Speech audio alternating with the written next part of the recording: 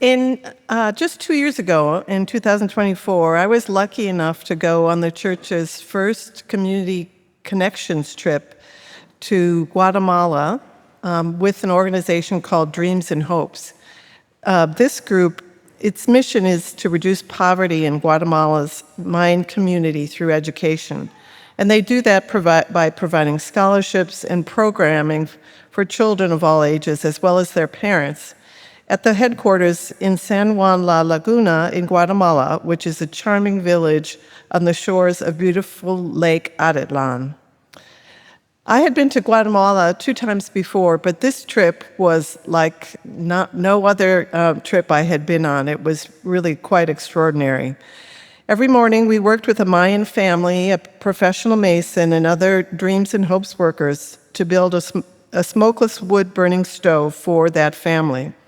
And in the afternoons, we helped with Dreams and Hopes community programs. One afternoon, Kathy Mitchum's son, CJ, who was in high school, taught the kids how to play volleyball. And another afternoon, June Scott gave her entertaining and educational program on penguins. We went on numerous cultural activities, such as visiting a weaving cooperative for women, a bee farm, a chocolate museum, and we just wandered around the delightful town of San Juan La Laguna. As I said, it was an amazing experience, not only because of all we got to do, but meeting all the wonderful people in Guatemala, but it was also for the strong bonds of fellowship that our group built during that week of working together. The good news is that another trip is planned for this fall to Dreams and Hopes.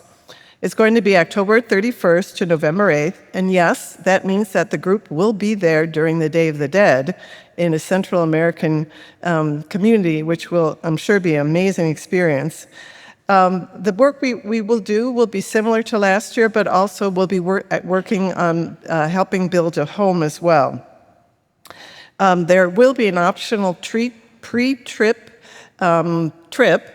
More details on that later, but that will be from October 28th to November 1st. And the trip is open to anyone 13 or older. And so if you've got teenagers, you could bring them. And there's no upper age limit, as June Scott's attendance last time will attest.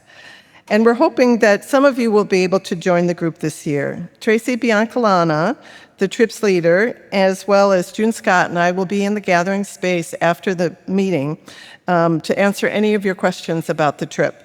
And please stop by and find out more about this amazing opportunity. Thank you. Thank you very much, Jane. I had the privilege of accompanying that group last trip, and I'd like to introduce Tracy, if you want to stand and wave, and she's our fearless leader, and several other members of that group are in the congregation this morning. Hugh Robinson and their children came. June Scott, I see you in the back. Jane, of course. I'm looking through the crowd. Who have I missed? But wave your hand if I've missed someone. It was a wonderful experience, and I really encourage you to consider joining. It's well organized. It's quite interesting. It's a different experience to see culture, but most importantly, the feeling you get from helping these people who are living on a very modest income and making minor improvements in their lives, which are huge in terms of the impact, is well worth the trip. And as I understand it, we may be doing a pre-trip with Alan Macca Jr. Some of you know Alan, but his son has been here visiting while his father is ailing, and he's offered to have us visit his archaeological dig, which is his current life's work, and on the front end of the trip. So that should be very, very interesting. Anyway, please join the team in the gathering space after the service to learn more about it.